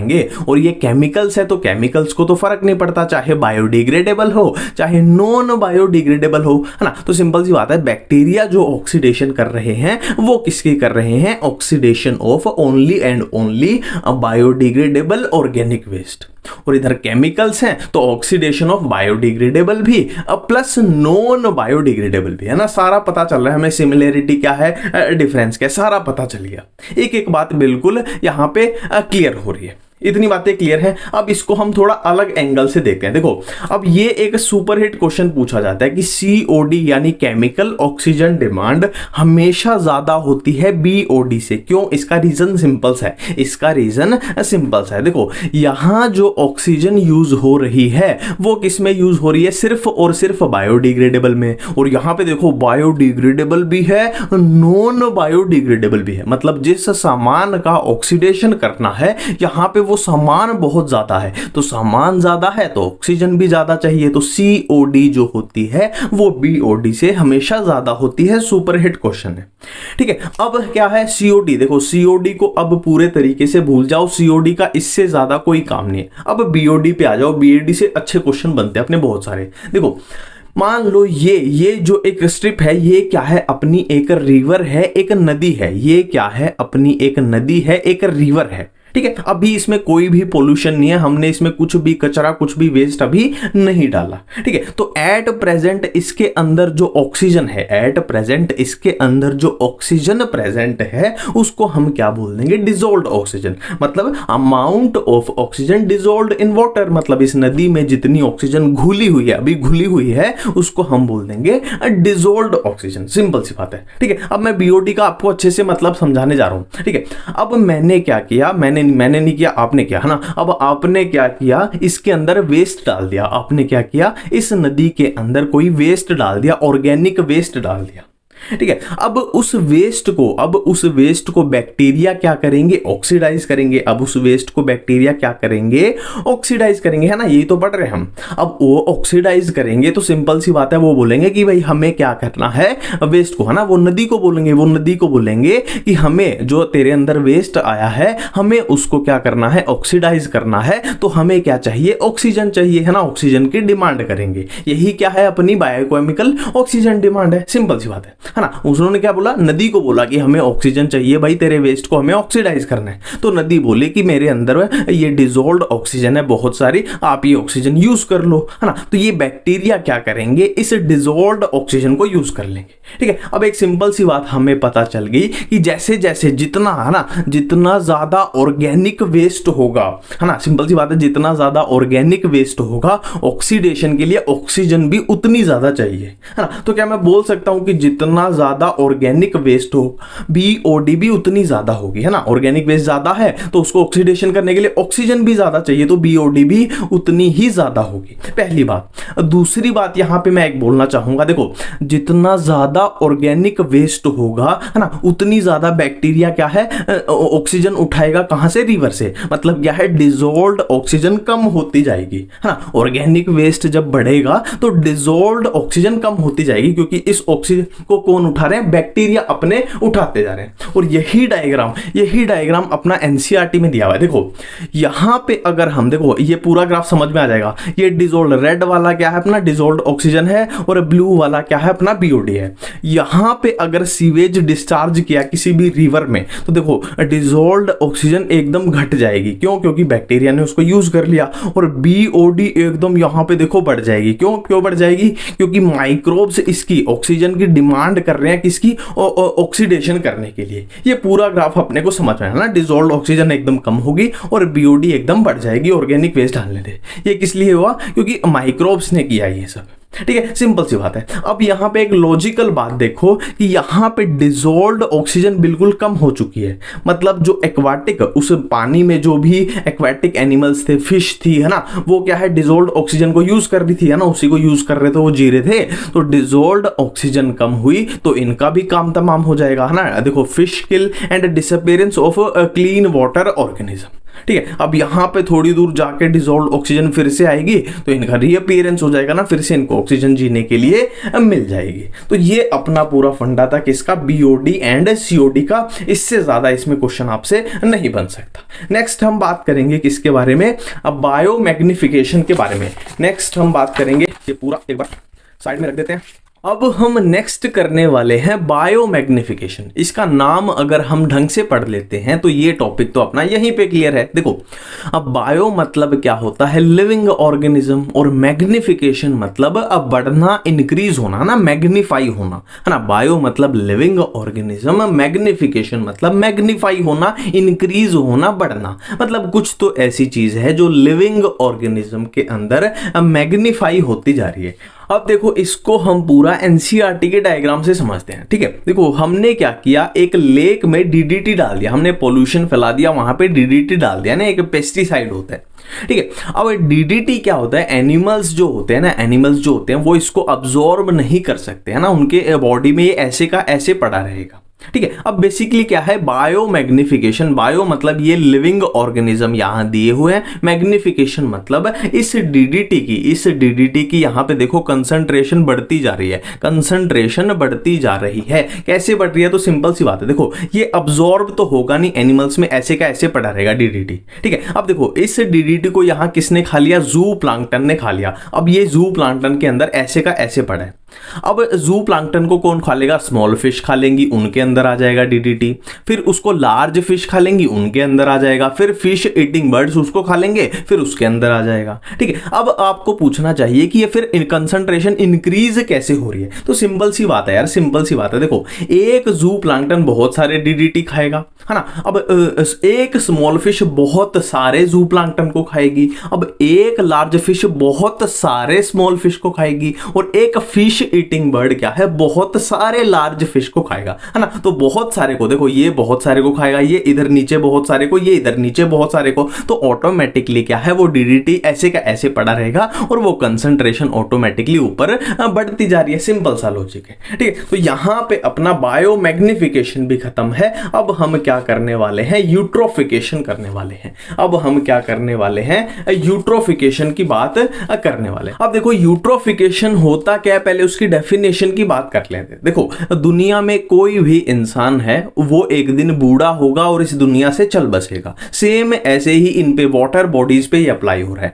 ना। जैसे कोई भी फ्रेश लेक है तो धीरे धीरे धीरे धीरे उसकी क्या होगी, एजिंग होगी, वो बूढ़ी होती जाएगी, है ना। नेचुरली हो रही है, नेचुरल उसकी एजिंग होगी, वो बूढ़ी होती जाएगी और वो यूट्रोफिक लेक में कन्वर्ट हो जाएगी। तो इसी प्रोसेस को हम क्या बोलते हैं, यूट्रोफिकेशन। तो यूट्रोफिकेशन की अगर डेफिनेशन पूछ ली जाए तो नेचुरल एजिंग ऑफ लेक, ये अपना होगा क्या, यूट्रोफिकेशन बोला जाएगा, ठीक है। अब ये हुआ कैसे, अब ये हुआ कैसे उसकी बात करते हैं। देखो, हमारे पास कोई भी एक फ्रेश लेक थी, है ना, ये यहां पे साइड में रख लेते हैं ताकि अपने को इमेजिन होता रहे। देखो, हमारे पास क्या थी, फ्रेश लेक थी। अब फ्रेश लेक में बहुत सारे न्यूट्रिएंट होंगे, बहुत सारी ऑक्सीजन होंगी, है ना। अब न्यूट्रिएंट में भी मेनली बात की गई है किसकी, मेनली नाइट्रोजन एंड फास्फोरस की, है ना। अब बहुत सारी ऑक्सीजन है, अब बहुत सारे न्यूट्रिएंट है, तो वहां पे क्या है, एक्वाटिक एनिमल्स भी ग्रो करेंगे और एक्वाटिक प्लांट्स भी वहां पे ग्रो करेंगे, है ना। अब अच्छे न्यूट्रिएंट होने की वजह से वहां पे एल्गी की एक्सेसिव ग्रोथ होने लगती है, जिसको हम एल्गल ब्लूम का भी नाम देते हैं, ठीक है। अच्छे न्यूट्रिएंट्स होने की वजह से वहां पे, है ना, एल्गी की एक्सेसिव ग्रोथ होने लगती है, जिसको हम एल्गल ब्लूम का नाम देते हैं, ठीक है। अब देखो, एल्गी की एक्सेसिव ग्रोथ हो रही है तो क्या होगा, धीरे धीरे धीरे क्या होगा, उस लेक की जो ऑक्सीजन है उसमें कमी आती जाएगी, है ना। अब देखो, वहां पे जो एक्वेटिक एनिमल्स थे, मछलियां थी और भी जो मेंढक वेंढक जो भी थे, उनको ऑक्सीजन चाहिए थी, है ना। अब ऑक्सीजन की कमी आती जा रही है तो वो भी स्वर्ग सिधारते जाएंगे धीरे धीरे धीरे, डेथ ऑफ एक्वेटिक एनिमल्स, ठीक है। तो धीरे धीरे धीरे बहुत दिनों के बाद कैसा हो जाएगा, उस लेक का पानी गर्म होता चला जाएगा ना, उसकी गहराई भी कम होती चली जाएगी क्योंकि उसमें एल्गी वेल्गी ये सब भर जाएगा, ठीक है। तो जो फ्रेश लेक होती है उसका पानी जनरली आप देखना ठंडा पानी होता है और वो गहरी होती है, और यूट्रोफिक लेक मतलब उसकी एजिंग हो चुकी है, उसका पानी गर्म हो जाता है, उसकी गहराई भी कम हो जाती है। अब यूट्रोफिकेशन में एक और बात याद रखना कि जो यूट्रोफिक लेक होती है ना, उनमें ये वाला प्लांट बहुत ज्यादा दिखाई देता है ना। आपको ये दिख भी रहा होगा, आपने बहुत ज्यादा देखा भी होगा ना। इसका नाम क्या होता है, वाटर हैश, या फिर साइंटिफिक नेम आइशोर्निया इसका साइंटिफिक नेम होता है, ठीक है। और इसको टेरर ऑफ बंगाल भी बोला जाता है। इसका रीजन ये है, देखो ये प्लांट नेचुरली इंडिया में नहीं होता था, ये यूएसए अमेरिका में होता था, ठीक है। तो शायद 1880 के अराउंड 1884 में क्या हुआ ये इसको बंगाल में है ना, इंडिया में है बंगाल, वहां पे इंट्रोड्यूस कर दिया गया। अब वहां पे इंट्रोड्यूस कर दिया तो इसने अपना कमाल दिखाना शुरू कर दिया और ऐसी तैसी करके रख दी और आज तक कर रहे हैं। ठीक है, ये एक छोटी सी बात याद रखेंगे। अब ध्यान दो एक बात पे कि ये सब जो हो रहा था ना, ये नेचुरली हो रहा था, कि नेचुरल एजिंग है ना। बट अगर हम अपने बुरे कर्मों की वजह से, अगर हम अपने बुरे कर्मों की वजह से किसी लेक में हम क्या है वेस्ट डालते जाएं, पोल्यूशन फैलाते जाएं, ह्यूमन एक्टिविटीज जैसे कि इंडस्ट्रीज का वेस्ट, हाउस होल्ड है ना, अपने घरों से वेस्ट उस लेक में डालते जाएं, तो ये जो प्रोसेस थी ना, ये जो प्रोसेस थी यूट्रोफिकेशन की, ये एक्सेलरेट हो जाएगी। मतलब मान लो 10 साल में उसको बूढ़ा होना था तो 5 ही साल में हो जाएगी। तो इसको हम बोल देंगे एक्सेलरेटेड यूट्रोफिकेशन। खाली यूट्रोफिकेशन क्या है, एक नेचुरल प्रोसेस है। एक्सेलरेटेड क्या है, ह्यूमन एक्टिविटीज की वजह से जो बुढ़ापा 10 साल में आना था वो 5 ही साल में आ जाएगा, क्योंकि हमने उसमें पोल्यूशन फैला दिया। सिंपल सी बात है ना। इतनी बातें क्लियर है। अब यहां पे अपना क्या है, यूट्रोफिकेशन भी क्या है, कवर हो चुका है। अब हम क्या करेंगे, सीवेज ट्रीटमेंट प्लांट देखने वाले हैं। अब हम करने वाले हैं सीवेज ट्रीटमेंट। ठीक है, सीवेज ट्रीटमेंट। देखो इस टॉपिक में ध्यान से एक बात बता दूं कि एक एक जो वर्ड मैं बोलूंगा ना, बिल्कुल मेरे साथ में रहना, भागना मत, स्किप मत करना, बिल्कुल एक एक वर्ड को ध्यान से सुनना। बीच में कहीं भी कनेक्शन टूटा तो सारा टॉपिक ये वाला अपना खराब हो जाएगा। ठीक है, और एक एक वर्ड ध्यान से सुन लोगे तो पूरे तरीके से आपको याद करवा दूंगा। ठीक है, देखो सिंपल क्या है, सीवेज ट्रीटमेंट क्या है, मतलब अपने पास गंदा पानी आया, मतलब सीवेज का पानी आया और हमें क्या करना है, उससे हमें क्या करना है, उसको साफ करना है, उस पानी को साफ करना है। ठीक है, सिंपल सा ये टॉपिक है अपना। ठीक है, अब देखो कैसे कैसे जाएंगे। देखो पानी ऐसे आया, ऐसे आया, ऐसे आया, पानी ऐसे आया, ऐसे आया और ऐसे आया। ठीक है, गंदा पानी यहां से आया और हमने उसको साफ करते गए, साफ करते गए और ये साफ पानी इधर से निकाल दिया। ठीक है, तो सबसे पहले अपने पास बार्स, बार्स मतलब क्या होते हैं, सीधे सीधे क्या हमने ऐसे सलाखें सी लगा दी। क्यों लगा दी, क्योंकि जो गंदा पानी आया उसमें जो फ्लोटिंग डेब्रिस, मान लो प्लास्टिक की बोतल्स पड़ी हैं या लिफाफा थैली पड़ी है, वो सब इन बार्स के अंदर है ना, ऐसे ग्रिल सी लगी हुई है, इन बार्स के अंदर रुक जाएगी, है ना। और जो पानी होगा वो आगे अपना चला जाएगा, वो आगे अपना चला जाएगा। फिर आगे है अपना क्या, सेडिमेंटेशन टैंक। इसमें क्या होगा, अब इसमें जो सोयल है, मिट्टी है या स्मॉल पेबल्स यानी छोटे छोटे पत्थर हैं, वो क्या हो जाएंगे, वो सेडिमेंट हो जाएंगे, मतलब नीचे वो बैठ जाएंगे। अब जो पानी होगा वो आगे जाएगा, वो किस में जाएगा, फिर प्राइमरी सेटलिंग टैंक में जाएगा। इसमें क्या होगा, अब जो सॉलिड वेस्ट है जैसे फिशेस है ना, फिशेस हैं वो क्या है, नीचे बैठ जाएंगी, है ना, वो नीचे बैठ जाएंगी और ऊपर जो पानी बचेगा उसको हम आगे भेजना चाहते हैं। ठीक है, अब एक बात ध्यान दो, यहां तक जो भी हुआ ना, यहां तक जो भी हुआ उसको हम बोल रहे हैं क्या, प्राइमरी ट्रीटमेंट। इस तक हम क्या बोल रहे हैं, हम प्राइमरी ट्रीटमेंट बोल रहे हैं ना। अभी तक हमने ऐसा कुछ यूज नहीं किया, हम सिर्फ फिजिकल मेथड यूज कर रहे हैं। इससे आगे फिर जो चालू हुई वो क्या है, अपनी सेकेंडरी ट्रीटमेंट, या इसको बोलो आप बायोलॉजिकल ट्रीटमेंट। बायोलॉजिकल क्यों बोलते हैं ये आपको पता लग जाएगा। ठीक है, अब देखो प्राइमरी सेटलिंग टैंक से कहां पानी गया, एरिएशन टैंक में गया। अब नाम से ही पता लग रहा है एरिएशन टैंक, मतलब यहां पे क्या है, बहुत ज्यादा ऑक्सीजन है, मतलब कंडीशंस कैसी है, एरोबिक कंडीशन। तो एरिएशन टैंक में हम क्या करेंगे, एरोबिक माइक्रोब्स की ग्रोथ कराएंगे, एरोबिक माइक्रोब्स की ग्रोथ कराएंगे। देखो अब एक बात यहां पे समझो, यहां पे एरिएशन टैंक में जो पानी आया उसमें ऑर्गेनिक वेस्ट बहुत ज्यादा है, उसमें ऑर्गेनिक मैटर बहुत ज्यादा है, मतलब उस पानी की बीओडी यानी बायोकेमिकल ऑक्सीजन डिमांड बहुत ज्यादा है। देखो सिंपल सी बात है, जितना ज्यादा पॉल्यूशन होगा, जितना ज्यादा ऑर्गेनिक मैटर होगा, उतना ज्यादा बीओडी होगा, उतना ज्यादा बीओडी होगा। ठीक है, तो हमें सिंपली करना क्या है, इस टैंक में उस पानी की क्या घटानी है, हमें बीओडी घटानी है, बायोकेमिकल ऑक्सीजन डिमांड हमें घटानी है। तो घटाएंगे कैसे, सिंपली क्या है, हम एरोबिक माइक्रोब्स की ग्रोथ करा देंगे। अब ये माइक्रोब्स क्या करेंगे, ऑर्गेनिक मैटर जो भी इस पानी के अंदर है उसको कंज्यूम कर लेंगे। अब ऑर्गेनिक मैटर कंज्यूम हो गया, मतलब ऑर्गेनिक मैटर जो है वो कम होता जा रहा है। तो सिंपल सी बात है, ऑर्गेनिक मैटर कम होगा तो बीओडी भी अपनी कम हो जाएगी। ठीक है, अब यहां पे ना एक गुच्छे से बन जाता है, एक मैश लाइक स्ट्रक्चर बन जाती है। क्या बन जाते हैं? फ्लोक्स बन जाते हैं। फ्लोक्स क्या होते हैं? देखो हमने एरोबिक माइक्रोब्स की ग्रोथ कराई थी, तो माइक्रोब्स में अब बैक्टीरिया भी होंगे, फंजाई भी होंगे, तो जो भी बैक्टीरिया फंजाई मिलजुल के क्या बना देते हैं? एक मैश लाइक स्ट्रक्चर, है ना। एक लगा लो ऐसे, थोड़ा सा ध्यान रखने के लिए याद रखना कि गुच्छे से एक मैश लाइक स्ट्रक्चर बना देते हैं, जिनको हम फ्लोक्स बोलते हैं। ठीक है, अब यहाँ पे देखो क्या हुआ, ऑर्गेनिक मैटर अपना कंज्यूम हो चुका है और पानी में बचे क्या? अब फ्लोक्स बचे, है ना। बचे क्या? फ्लोक्स बचे। ठीक है, अब ये पानी आगे चला गया किसमें? सेकेंडरी सेटलिंग टैंक में। ये था प्राइमरी सेटलिंग टैंक, ये सेकेंडरी सेटलिंग टैंक, है ना। सेकेंडरी ट्रीटमेंट चल रही है। अब यहाँ क्या हुआ? देखो पानी में अब क्या बचे हमारे पास? फ्लोक्स बचे। फ्लोक्स, ठीक है, ऑर्गेनिक मैटर अपना उड़ चुका है, पोल्यूशन अपना उड़ चुका है। फ्लोक्स में क्या है? अपने बैक्टीरिया है, फंजाई है, इस सब का क्या है? मैश है। अब इन फ्लोक्स को हमने क्या किया? अलाउड टू सेटल, मतलब सेटलिंग टैंक मतलब फ्लोक्स को हमने सेटल नीचे बैठा दिया, है ना। नीचे बैठा दिया तो ऊपर क्या बचेगा? साफ पानी बचेगा। साफ पानी को हमने कहां पे छोड़ दिया? किसी रिवर में या वाटर बॉडी के अंदर छोड़ दिया। ठीक है, अब बचा क्या? इसमें खाली फ्लोक्स बचे। अब थोड़े से फ्लोक्स हम इसमें डाल देंगे। क्यों डाल देंगे? क्योंकि हमें ये एरोबिक माइक्रोब के लिए वो चाहिए ना, जैसे हम दही जमाते हैं तो थोड़ा सा दही दूध में डाल देते हैं, तो इसी तरीके से हम ये एरोबिक माइक्रोब्स किससे बन देते हैं? फ्लोक्स से ही बनाने हमको, है ना। तो थोड़ा सा यहां ले आएंगे और बाकी जो वेस्ट बचा अपना फ्लोक्स, उसको हम किस में डाल देंगे? एक्टिवेटेड स्लज डाइजेस्टर, है ना। वहां पे इनको फ्लोक्स को हम डाल देंगे। ये अपना एक तरीके से वेस्ट है, यहां पे उनको डाइजेस्ट करा देंगे। ठीक है, और अपना साफ पानी इधर निकल चुका है। तो ये बेसिक सा अपना इजी सा कंसेप्ट है। अब नेक्स्ट हम बात करने वाले हैं रेडियो एक्टिव वेस्ट के बारे में, है ना। नाम से ही कवर हो रहा है कि हम न्यूक्लियर प्लांट के बारे में बात कर रहे हैं कि न्यूक्लियर एनर्जी के साथ डील करना है। वहां से जो वेस्ट निकला उसकी बात हो रही है। ठीक है, अब एनसीईआरटी में अगर आप क्वेश्चन पॉइंट ऑफ व्यू से देखें तो दो ही क्वेश्चन इसमें बनते हुए नजर आते हैं कि न्यूक्लियर एनर्जी के साथ डील करते हुए दो प्रॉब्लम हमारे सामने आ सकती है। पहली प्रॉब्लम है एक्सीडेंटल लीकेज, और न्यूक्लियर एनर्जी का अगर एक्सीडेंटल लीकेज हो जाए तो आप सबको पता है क्या हो सकता है? म्यूटेशन हो सकती है और भी बहुत सारी बीमारियां यहां पे हो सकती हैं।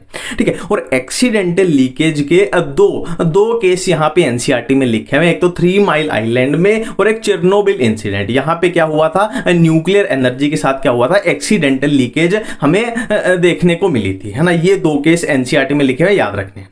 ठीक है, और क्या है न्यूक्लियर एनर्जी का? न्यूक्लियर एनर्जी से जो वेस्ट निकलेगा, एक उसके साथ क्या प्रॉब्लम आ सकती है रेडियो एक्टिव वेस्ट की, कि उसका सेफ डिस्पोजेबल, है ना, कि अगर उसको हमने सही से डिस्पोज नहीं किया जो वेस्ट है, तो वो भी कहीं, है ना, रेडियो एक्टिव है तो नुकसान दे सकते हैं। हाँ, तो रिकमेंड किया गया है कि जो रेडियो एक्टिव वेस्ट होता है उसको 500 मीटर 500 मीटर बिलो अर्थ, ये रिकमेंडेड है कि इतना नीचे हमें जमीन में दबाना चाहिए।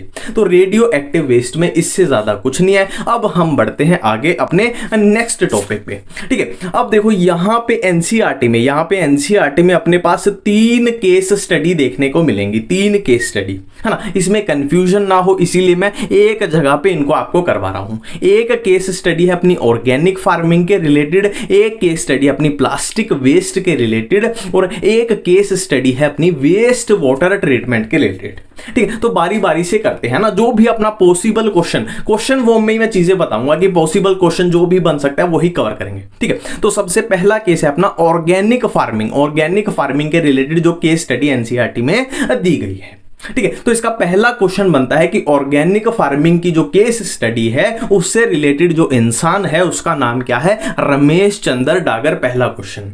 और इसकी जगह किस जगह का है? सोनीपत का है ना। इसने जो भी काम किया, अपना कारनामा किया, वो कहां किया? सोनीपत हरियाणा, है ना। मैं भी सोनीपत का ही हूं, हरियाणा का। ठीक है, तो रमेश चंद्र डागर ने क्या किया था? हरियाणा किसान वेलफेयर क्लब बनाया। दूसरा क्वेश्चन क्या बनाया? हरियाणा किसान वेलफेयर क्लब, और उसके कितने मेंबर्स हैं? 5000 किसान उसमें जुड़ चुके हैं। दूसरा क्वेश्चन हो गया।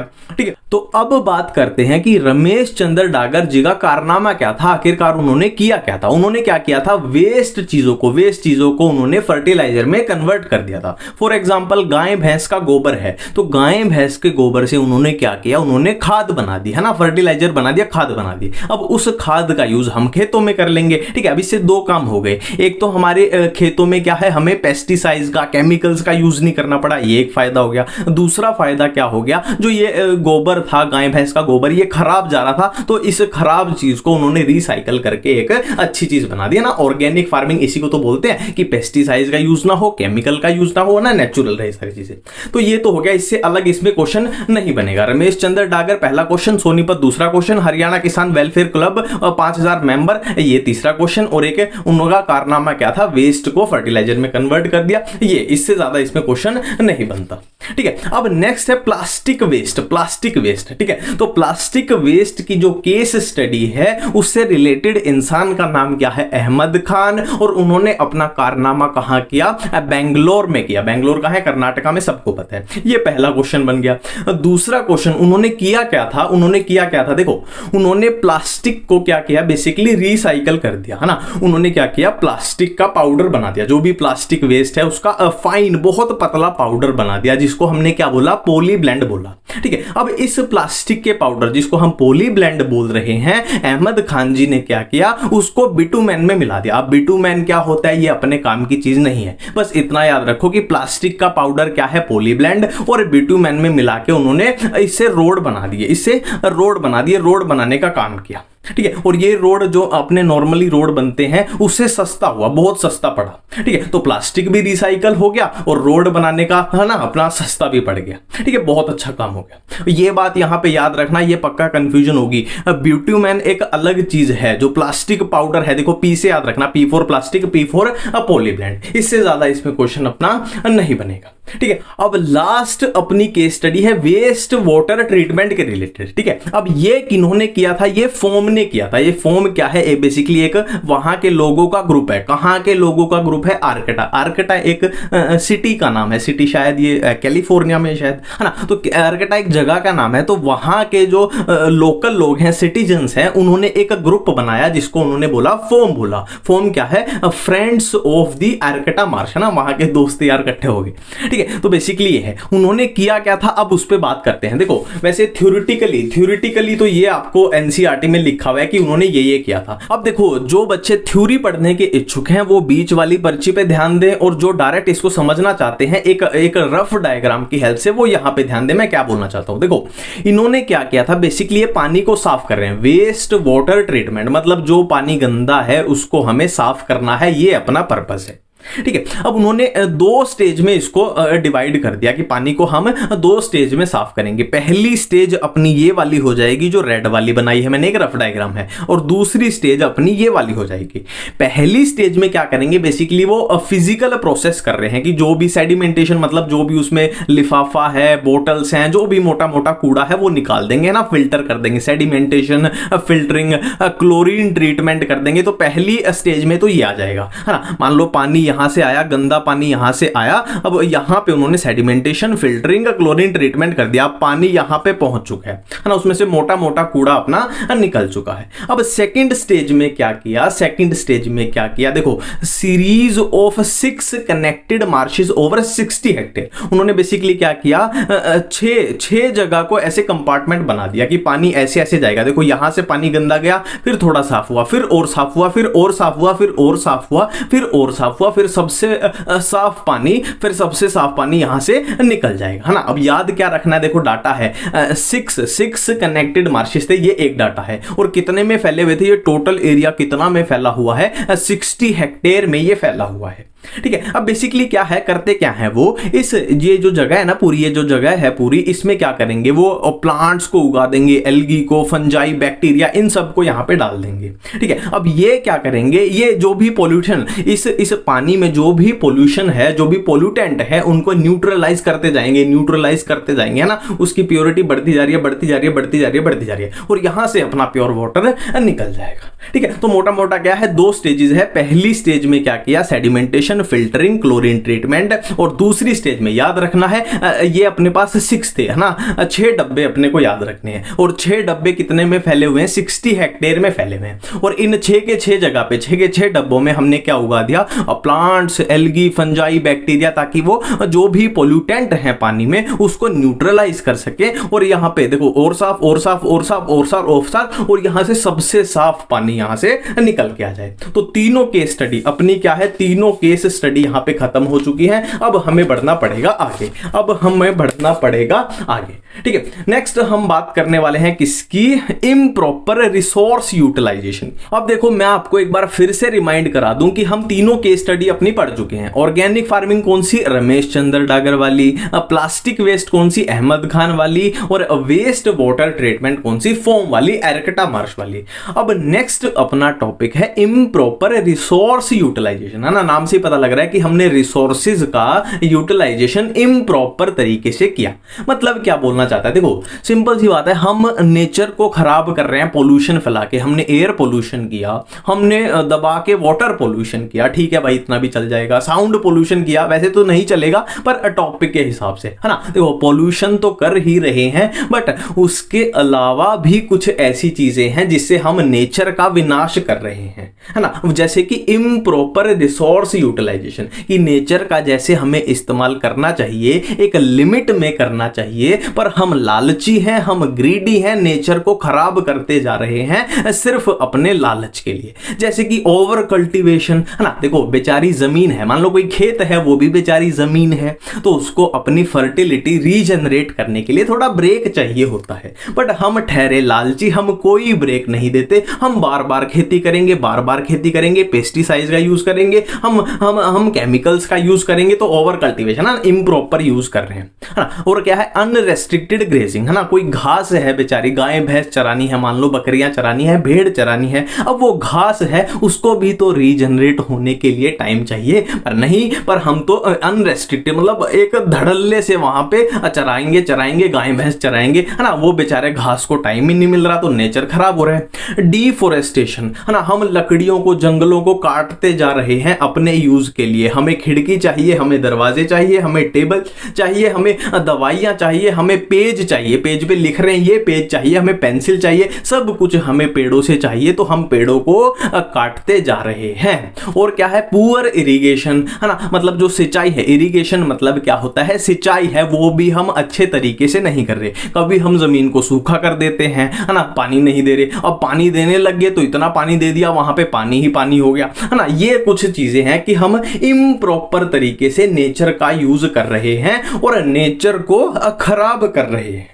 ये एक चीज हो गई, ठीक है। अब इसमें एक टॉपिक आता है water logging and soil salinity. देखो वाटर लॉगिंग मतलब पानी का ज्यादा होना, देखो लैगिंग मतलब क्या होता है, कमी होना, लॉगिंग मतलब पानी का ज्यादा होना। जैसे हमने यहां बात की थी कि पुअर इरिगेशन, या तो हम पानी देंगे नहीं, पानी दे दिया तो वहां पे पानी ही पानी कर दिया, तो वाटर लॉगिंग ज्यादा पानी का होना, ठीक है। अब इस वाटर लॉगिंग से क्या प्रॉब्लम आएगी, सॉइल सैलिनिटी होगी। सॉइल सैलिनिटी, देखो सॉइल मतलब मिट्टी, सैलिनिटी मतलब सॉल्ट आ जाएगा मिट्टी में, ठीक है। इसको मैं बिल्कुल एक सिंपल तरीके से इस एग्जांपल से आपको समझाऊंगा। देखो सॉइल सैलिनिटी आपने देखा होगा ना, कोई नमी वो होता है ना, नमक वाली जमीन बोलते हैं उसको, कि सफेद सफेद जमीन पूरी हो जाती है, नमक जमीन के ऊपर आ जाता है, ठीक है। वो कैसे आता है वो मैं आपको यहां पे समझाना चाहता हूं। देखो मान लो ये अपना खेत है, ये अपना खेत है, देखो ये जमीन है ब्लैक कलर की लाइन, और इस पे ये अपना खेत है। अब हमने क्या किया, यहां पे वाटर लॉगिंग कंडीशन बना दी, हमने बना दिया, किसी वजह से हो गई, हमारी ही गड़बड़ी की वजह से, है ना, किसी वजह से यहाँ पे पानी ही पानी खड़ा हो गया, पानी ही पानी खड़ा हो गया। अब ये जमीन के नीचे रेड कलर का क्या है, ये सॉल्ट है, ये अपना क्या है, सॉल्ट है। तो हमने बिल्कुल हमने हर जगह पढ़ा है कि सॉल्ट क्या है, अपना सोल्यूट है, पानी क्या है, अपना सोलवेंट है। तो सोल्यूट जो होता है वो हमेशा पानी को फॉलो करता है, तो ये पानी को फॉलो करेगा, मतलब ये पानी को देख के बेचारा ऊपर आ जाएगा, पानी को देख के बेचारा ऊपर आ जाएगा, ठीक है। अब ये सॉल्ट कहां आ गया, ऊपर आ जाएगा यहां पे जमीन पे। अब जमीन पे सॉल्ट आ गया तो कैसा हो जाएगा, सोयल मिट्टी कैसे हो जाएगी, सॉल्टी हो जाएगी ना, सफेद सफेद जो बोलते हैं ना, नमक वाली जमीन, वो कंडीशन यहां पे पैदा हो जाएगी। ये बिल्कुल क्लियर चीज है, ठीक है। अब नेक्स्ट हमें क्या पढ़ना है, डिफोरेस्टेशन। नेक्स्ट अपना टॉपिक है डिफोरेस्टेशन। नाम से ही पता लग रहा है, डिफोरेस्टेशन मतलब एक फॉरेस्टेड एरिया है, हरा भरा फॉरेस्ट है, हरा भरा भरा जंगल है, हमने क्या किया, अपने यूज के लिए उसको काट दिया, अपने यूज के लिए उसको काट दिया, वो नॉन फॉरेस्टेड एरिया में कन्वर्ट हो गया, और इसी को बोलते हैं हम क्या, डिफॉरेस्टेशन बोलते हैं ना, जो अपनी डेफिनेशन बनी। ठीक है, अब देखो यहां पे एनसीईआरटी में से कुछ डाटा हमें याद करना पड़ेगा कि ट्रॉपिकल रीजन में 40% फॉरेस्ट जो है वो ऑलरेडी हम उड़ा चुके हैं, खत्म कर चुके हैं। ट्रॉपिकल रीजन में 40% फॉरेस्ट हम ऑलरेडी खत्म कर चुके हैं। एनसीईआरटी का डाटा है, 5 स्टार लगा लो, याद करना पड़ेगा। ठीक है, ये तो एक डाटा हो गया। अब इसमें एक और डाटा है एनसीईआरटी का जो हमें याद रखना पड़ेगा। देखो इसमें इंडिया की बात की गई है कि इंडिया के फॉरेस्ट की बात करें तो जब 20th सेंचुरी शुरू हुई थी तब कितने फॉरेस्ट थे, 30% फॉरेस्ट थे, और एट प्रेजेंट लगभग लगा लो 100 साल के अंदर हमने कितने घटा दिए, हाँ देख लो कितने घटा दिए कि 30% थे, अभी कितने हैं 21.54% बचे हुए।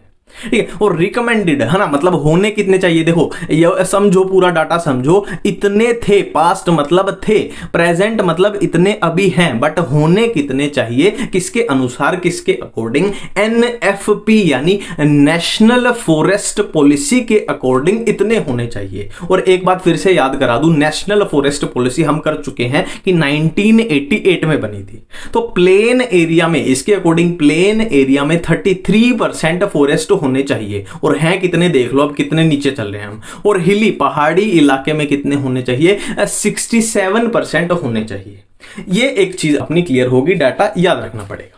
ठीक है, नेक्स्ट हम बात करते हैं कि डिफॉरेस्टेशन का आखिर रीजन क्या है, कारण क्या है ना, ये पेड़ कट क्यों रहे हैं। तो सिंपल सी बात है, ह्यूमन एक्टिविटीज की वजह से, है ना, हमें पेड़ों से सब कुछ चाहिए तो हम उनको काटते जा रहे हैं, और पॉपुलेशन बढ़ती जा रही है, पेड़ कटते जा रहे हैं, बिल्डिंग बनती जा रही है, तो ये डिफॉरेस्टेशन का सबसे बड़ा रीजन है। ठीक है, और यहां पे एनसीईआरटी में जो क्वेश्चन बनने लायक बात है, ह्यूमन एक्टिविटी पे कोई क्वेश्चन नहीं बनेगा, ये तो 5वीं क्लास वाली बात है, तो जो क्वेश्चन बनने लायक बात है वो है अपनी झूम कल्टीवेशन, या फिर इसी का दूसरा नाम है स्लैश एंड बर्न एग्रीकल्चर। ठीक है, पहला क्वेश्चन क्या बना कि ये किससे रिलेटेड है, डिफॉरेस्टेशन से रिलेटेड है, क्या, झूम कल्टीवेशन, पहला क्वेश्चन। दूसरा क्वेश्चन, ये कहां पे पाई जाती है, तो ये north eastern states of India, India के नॉर्थ ईस्ट स्टेट्स में ये पाई जाती है, वहां के लोग इसको करते हैं, झूम कल्टीवेशन या फिर स्लैश एंड बर्न एग्रीकल्चर। नाम से ही कवर हो रहा है, स्लैश एंड बर्न, स्लैश मतलब पहले ये काटते हैं जंगलों को, एंड बर्न मतलब फिर उनको जला देते हैं। ठीक है, इसको मैं एक एग्जांपल से, एक रफ डायग्राम से, है ना, अभी कई बच्चे तो चक्कर खा गए होंगे ये डायग्राम देख के, पर कोई बात नहीं, हाँ थोड़ा सा मुंह धो के आओ, आंखें खोलो और इसको समझो। देखो स्लैश एंड बर्न, स्लैश मतलब पहले, देखो ये 3 फॉरेस्ट है अपने पास, पहला फॉरेस्ट, दूसरा फॉरेस्ट, तीसरा फॉरेस्ट। स्लैश मतलब पहले इन्होंने क्या किया, इस जंगल को काट दिया। अब इस जंगल को काट के बर्न मतलब जला दिया। अब जलाने के बाद जो भी मटेरियल बनेगा, क्या बनेगा, ऐश बनेगी। ऐश मतलब वो वाली ऐश नहीं, मतलब राख जिसको बोलते हैं। तो यहाँ पे राख बनेगी, तो राख का यूज होगा किसके लिए, फर्टिलाइजेशन के लिए, है ना। अब उस राख से इन्होंने क्या की, फर्टिलाइजर का यूज करके फिर क्या की, खेती की। अब यहां पे खेती की तो ये फॉरेस्ट इन्होंने उड़ा दिया। अब ये आगे चले जाएंगे, फिर दूसरे फॉरेस्ट को उड़ा देंगे, है ना, फिर सेम चीज करेंगे, है ना, फिर क्या करेंगे, दूसरे फॉरेस्ट को उड़ा देंगे, उसको जला देंगे, फिर सेम चीज करेंगे। ठीक है, तो बेसिकली प्रोसेस क्या थी कि ऐसे बहुत सारे फॉरेस्ट हैं, तो ये घूम फिर के बहुत सालों बाद जब इस फॉरेस्ट पे दोबारा से आएंगे तो ये फॉरेस्ट दोबारा बन जाना चाहिए, रीजनरेट कर जाना चाहिए। बट अभी पॉपुलेशन इतनी बढ़ती जा रही है कि इन फॉरेस्ट को रीजनरेट होने का टाइम नहीं मिल रहा ना, वो साइकिल छोटी होगी पॉपुलेशन बड़ी होने की वजह से, है ना, फॉरेस्ट को रीजनरेट होने का टाइम नहीं मिल रहा, तो फॉरेस्ट अपने खत्म होते जा रहे हैं। ये बेसिकली प्रोसेस है।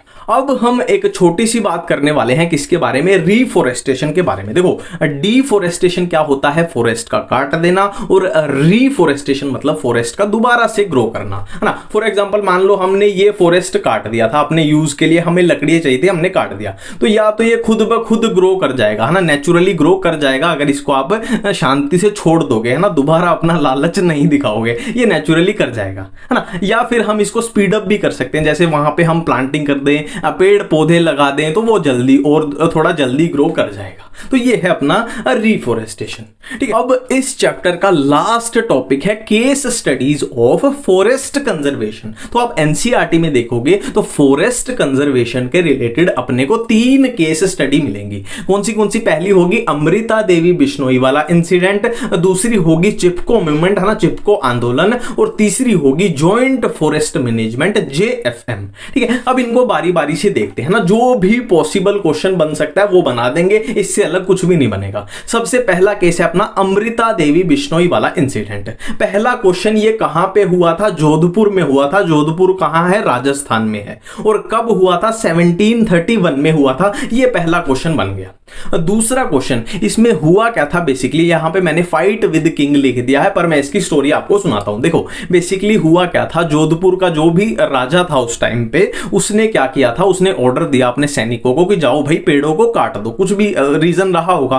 ठीक है, अब अमृता देवी बिश्नोई जी ने क्या किया, वो पेड़ को उन्होंने क्या किया, उस ट्री को हग कर लिया ना, पेड़ों को वो चिपक गई थी एक तरीके से कि भाई पेड़ों को काटोगे तो पहले मेरे को काटना पड़ेगा, है ना, मैं पेड़ नहीं काटने दूं।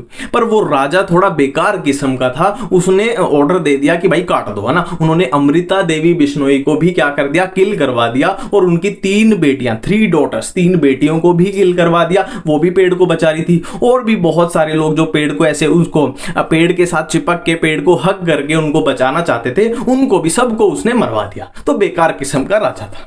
ठीक है, तो गवर्नमेंट ऑफ इंडिया ने बाद में आके गवर्नमेंट ऑफ इंडिया ने रियलाइज किया कि यार ये तो एक अलग ही चीज थी अमृता देवी बिश्नोई, तो है ना, इनके अंदर जो डेडिकेशन थी नेचर को बचाने की वो एक बहुत अलग किस्म की थी। तो गवर्नमेंट ऑफ इंडिया ने इनको सम्मान देने के लिए, रिस्पेक्ट देने के लिए इनके नाम पे एक अवार्ड की घोषणा कर दी कि भाई जो भी इंडिया में जो भी नेचर को बचाने के लिए कुछ एक एक्स्ट्रा ऑर्डिनरी काम करेगा उसको Amrita Devi Bishnoi wildlife protection award दिया जाएगा। इससे अलग इसमें क्वेश्चन बनना आपके पास पॉसिबल ही नहीं है। ठीक है, तो अमृता देवी बिश्नोई वाले के बाद चिपको मूवमेंट हमारे पास आता है।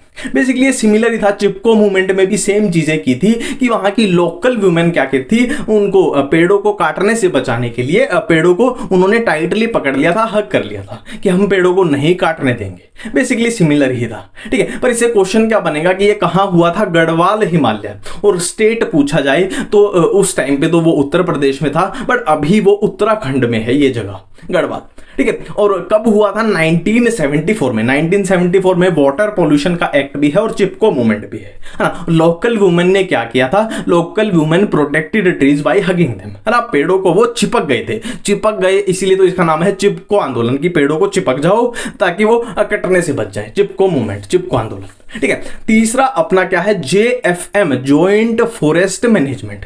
नाम से ही कवर हो रहा है जॉइंट मतलब मिलजुल के काम कर रहे हैं। मिलजुल के कौन काम कर रहे हैं? गवर्नमेंट ऑफ इंडिया, भारत सरकार, और जहां भी वहां की लोकल कम्युनिटी है। ठीक है, इसमें 99% आपसे क्वेश्चन कौन सा बनेगा कि ये कब इंट्रोड्यूस हुआ था? तो गवर्नमेंट ऑफ इंडिया ने JFM को 1980 में इंट्रोड्यूस किया था। 99% यही क्वेश्चन आपसे पूछा जाएगा। 1% चांस है कि ये क्वेश्चन आपसे पूछ लिया जाए कि इसमें हुआ क्या था। बेसिकली मान लो केरला के जंगल है, कोई फॉरेस्ट है, या कर्नाटका का कोई फॉरेस्ट है, मेघालय का कोई फॉरेस्ट है, तो वहां की लोकल जो लोग हैं, लोकल कम्युनिटी के साथ मिलजुल के गवर्नमेंट ऑफ इंडिया ना, जॉइंट मतलब मिलजुल के फॉरेस्ट मैनेजमेंट। ठीक है, तो ये चैप्टर अपना यहां पे खत्म हुआ बहुत ही आसानी से। मिलते हैं नई वीडियो में नए चैप्टर के साथ। Thank you.